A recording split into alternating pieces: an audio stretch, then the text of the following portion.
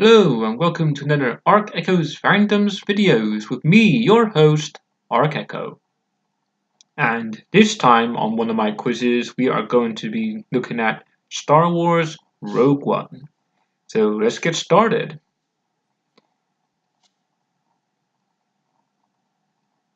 Okay, what is the code name for the Death Star plans? I think it was Stardust, wasn't it? Because it's one of those. I think it's a code name, wasn't it? For it was Jin's code name.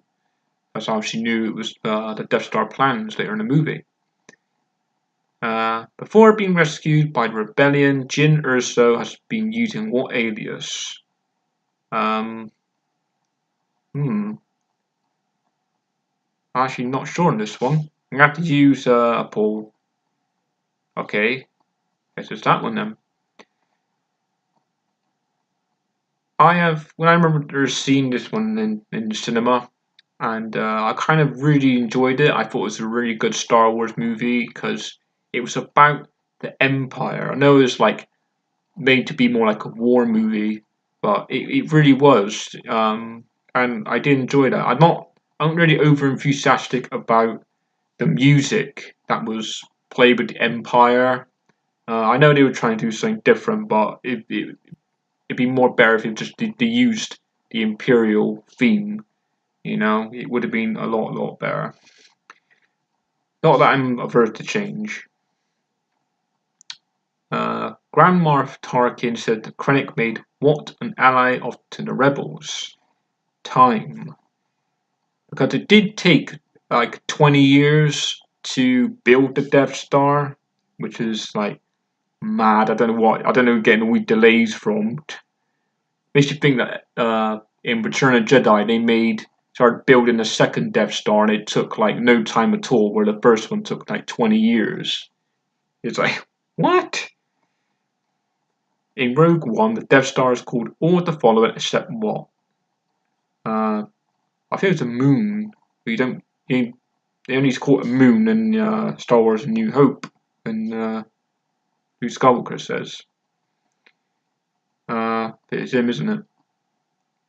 Again, a lot of people said these characters are not really memorable, even their names and what they're about, and I do sort of agree. They're sort of like they're not really great main characters in the movie because to me, I only enjoyed the movie because of the Empire. I'm not just saying that because I'm a stormtrooper. I'm saying that because I all the scenes that are the best are upon the Empire's point of view, and you know they had great actors and great dialogue and great scenes with the Empire, and the bits with the rebels are just I thought was a bit dull and boring, in my opinion. Um, I'm not sure on this one either, so I'm going to have to use 50-50. No, redo that one. Again, I thought it was an excellent shot with the Star Destroyer, just hovering over the city, getting those Kyber crystals for the Death Star. The great shot. Who said there is more than one kind of prison, Captain? I sense you that you carry yours wherever you go. In there. Yeah, because he's done some pretty bad stuff. That What does Jin refer to K2SO as? Target practice. But he does stand out a lot, doesn't he? Being that tall. Okay, I only got 90%. That one because I missed the question out on the beginning. So I only got 9 points on that one. Which iconic Star Wars phrase does K2SO begin to say before entering the satellite tower on Scarif? I have a bad feeling about this. Sometimes it's used a couple of times in the movies and sometimes not. It's only in Solo that it's not referred to. No one says it at all in Solo. What title does Orson Krennic hold? Director. Again, I thought Krennic was a really great baddie in this, a great villain, and sometimes a little over the top, but that's fine. I did really enjoy his performance in Star Wars Rogue One. He made a great villain in it. I know we had Tarkin and Darth Vader, but they weren't in it much. They can't really do nothing that much. And I really enjoyed the look of the Death Troopers as well. They had a really great look to them. And I know you can't really tell what they're saying, but that's what made them mysterious and things. And it's just a great look, all black. I mean, in canon, they should look more like stormtroopers, but just in the black armor. But they're referred to as shadow troopers, not death troopers. And I know they got the death troopers from a comic when you see death troopers as stormtroopers as zombies on board a Star Destroyer, which again would make a great movie in itself. Do a horror movie about Star Wars with zombie stormtroopers going around a Star Destroyer with a group of Imperials or Rebels trying to get off the ship.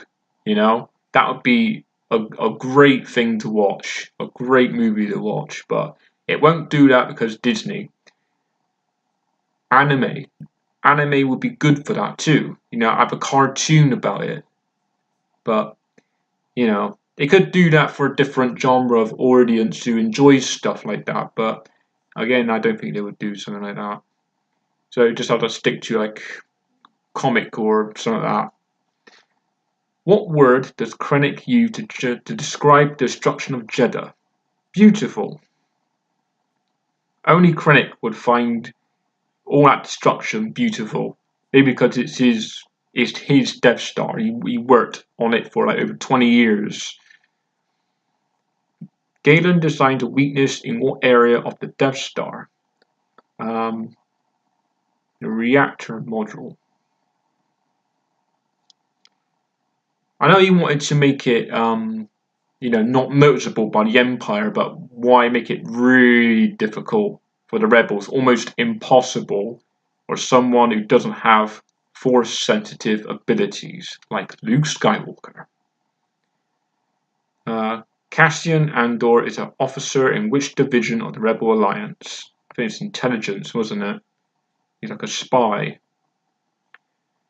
Again, that bit in the alleyway when he's talking to that other bloke about the Death Star, and then he shoots him in the back because he's not really.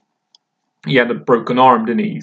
The bloke, and he just shot him in the back, and it does tell a bit more of a darker side of the Rebels. They're not just all heroes. They're definitely not heroes. They're just as bad as the Empire themselves. It's good to see things like that. Which starfighter squadron makes it through the shield gate and helps dispatch the AT-ACT walkers? I think it was Gold Squadron. No, it wasn't Gold Squadron. Blue Squadron. Yeah. I like these walkers. They're a bit different to the walkers we've seen before in Star Wars The Empire Strikes Back, when they're a bit more longer and a bit more thinner, because they wouldn't. And he also says that, an Empire Strikes Back is, it's too strong for blasters, but in this film they use like blasters and they just like dispatch those ATSTs in an easy way and just destroyed them. And it's like, I thought they were, immune to blasters. They're that strong. But yeah, I think it's him. Again, these rebels are not really rememberable in their names and stuff because, they're not major characters. K2SO gets upset, but that Jyn Erso is allowed to have what and he is not? A blaster. Though he gives him a blaster later on when he's taking out all them stormtroopers, which was he's just like, why is a droid who's never actually had a blaster before, right? taken out all these stormtroopers, and these stormtroopers just taking it. You know, they're just like dropping like flies. It's like, come on, you're troopers. You should be able to get him, and they did get him in the end. But come on, I know stormtroopers got a lot of bad reputation where they keep missing their targets, but you know, you can tell that that the stormtroopers, like A New Hope and stuff, cannot kill the heroes on Death Star. You know, we got Han Solo, Luke, Leia, Chewie, all running around. You can't have them being killed and blasted. So it's a bit different here, where they can die. So they should be more hostile, more dangerous stormtroopers. And you get to see that in some of the Scarif battle when some of the rebels do get killed in it, which is good because you don't want to see them like take the mick out of all the time with stormtroopers. But which character notices Jin's kyber crystal necklace? At the top one. Who said you seem unsettled? That was Darth Vader. Again, this is a great scene with Darth Vader. I know he's only got like 2 major scenes, which was making this one and a bit at the end when he's fighting all those rebels in a corridor, and he was just like really, really scared, and so they should be, because they're not going to get out of that. Seeing Darth Vader in the corridor and they're stuck in one end, there's no escape. But yeah, I did notice in the cinema, when Darth Vader's voice came on the speakers, it did sound a bit off. And I'm like, yeah, I do notice that, yeah, but because the actor who does the voiceover for Darth Vader is, I don't know, a bit older now. He's in his 80s now, I think, and he's not going to sound exactly the same as he did when he done the voice for Darth Vader in the 70s with James Earl Jones. But again, it didn't really bother me that much at all, to be honest. Let's do Act 3. Jyn Erso is rescued from a prison camp on what planet? Again, I've got to do a poll on that one. I know a lot of people saying, "Oh, everyone should know this." Already given 4 stars. You should know this. It's a Star Wars film, but I don't know everything about Rogue One because it's the one I probably watched the least.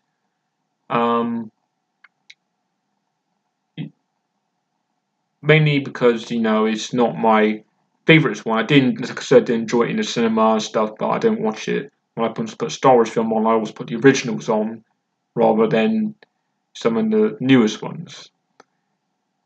Who overlooks immediate danger and relies on their faith in order to turn on the master switch? Like I said, he got like a target there, and they're just like missing the Death Troopers. Suddenly, their Death Troopers are like so accurate, and then suddenly they're not. It's a bit like, come on. Where is the rebel base located? Yavin 4.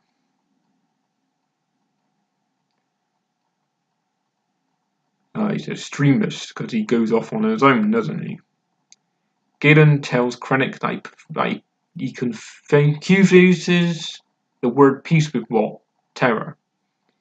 You've all got to start somewhere. How old does Jyn Erso say she was when Saw Gerrera left her? I think she was 16? Yeah, she was.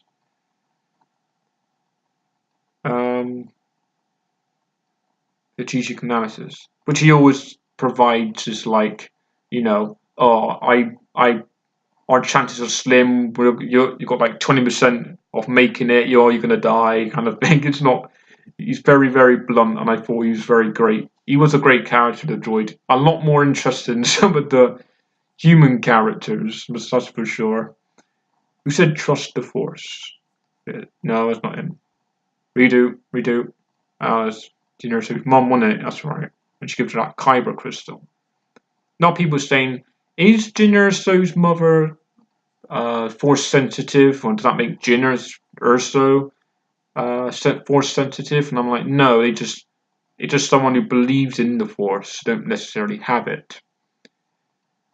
For the attack on Scarif, what does Jyn quote in order to rally the soldiers?